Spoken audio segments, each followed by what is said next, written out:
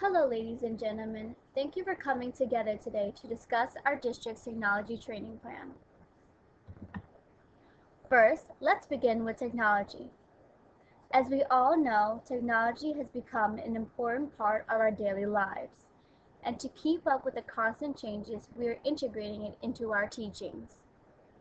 I very much agree with our school system's vision to provide the basic technological needs for our schools and to provide our teachers and students with the necessary resources to prepare our students for the competitive workforce. Various initiatives have been implemented, some successful and some not so successful. We must reevaluate the effectiveness of our implementation. A major problem we are facing in our schools is the effectiveness and quality of our professional development. There are concerns on the availability of professional development, the types of professional development being offered, whether the needs and learning styles of our students and teachers are being addressed in professional development, and whether information gathered from professional development is being used in the classroom. Without appropriate professional development, many employees do not know how to effectively use the materials and are too afraid to try it on their own. Even though there are individuals who do utilize the great materials provided by our county, this is a concern on whether or not their integration of technology truly enhances student learning and is not a substitute for real teaching. Now, where do we go from here? Think of our four essential principles: clear expectations, accountable talk, socializing intelligence, and academic rigor. Does this sound familiar? Yes. These are our four principles of learning that our county lives by. We must go back to the essentials. First, we must think about clear expectations. To do so, we must rebuild professional development workshops from the ground up. Objectives to focus on are: provide research-based practices and resources. Now, what does that mean? We must utilize what has been researched to work in education. These resources are backed up with data to show effectiveness. Why not use them? Next, provide purposeful topics to discuss and collaborate. Educators come from a variety of background experiences. Not only professional development trainers come with all of the expertise, but the trainees as well. Allowing both trainers and trainees to collaborate with each other can create new possibilities. Next, we should focus on incorporating technology tools in professional development. Our county is all about technology. Why not use that technology in professional development? Present the professional development with technology. Teachers can use blogs, forums, and devices to help them increase their technical skills. In my training plan, I have included a detailed workshop that allows both trainers and trainees to utilize the technology that is already purchased by the county. We should also assess the quality of our teacher implementation.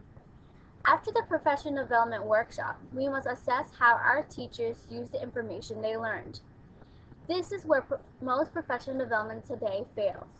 Currently, we do not hold our teachers accountable for what we expect them to use.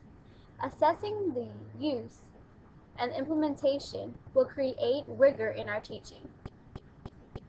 And lastly, we should focus on providing valuable information and resources for student parents.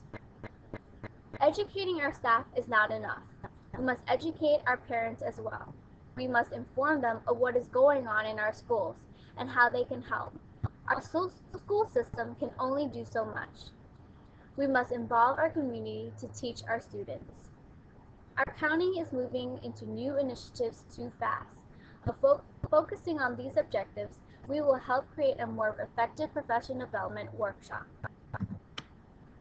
Next, we must think about holding ourselves accountable for the effectiveness of the professional development. Not just educators and workshop trainers, but everyone is held accountable. An example of much needed professional development is internet safety. On the topic of internet safety, everyone is held accountable. Though many children today are a lot more technologically savvy than most adults, we cannot assume their prior knowledge. Teachers need to learn how to teach about computer safety. It is easy to learn and how to retrieve and use programs from a computer, but are the students doing it safely, both unintentionally and ethically? Many teachers in this county are not aware of the acceptable use policy that all users must abide by. By sharing this information with everyone intelligently, especially through professional development, will allow teachers to understand and set expectations. Setting clear expectations, holding everyone accountable, and socializing intelligence through professional development is not enough. We must set all expectations, accountability, and intelligence on a very high bar, hence academic rigor. Rigor for administrators, rigor for educators, rigor for students, and rigor for parents. Settling for the next fad in teaching approaches is not enough. We must work together to better the education of our educators. And by doing this, we will better the education of our students. That is our goal. We must create effective and useful professional development, not just in technology integration and use, but in any other aspect of education is imperative. Professional development is where expectations are made clear, professionals are held accountable for what they do, educators can intelligently collaborate, and academics are rigorous. Again, thank you for coming together so we can talk about our next initiatives to work on our technology training plan. And I hope you understand where we are coming from and if we can get back to the basics on our principles of learning. Thank you.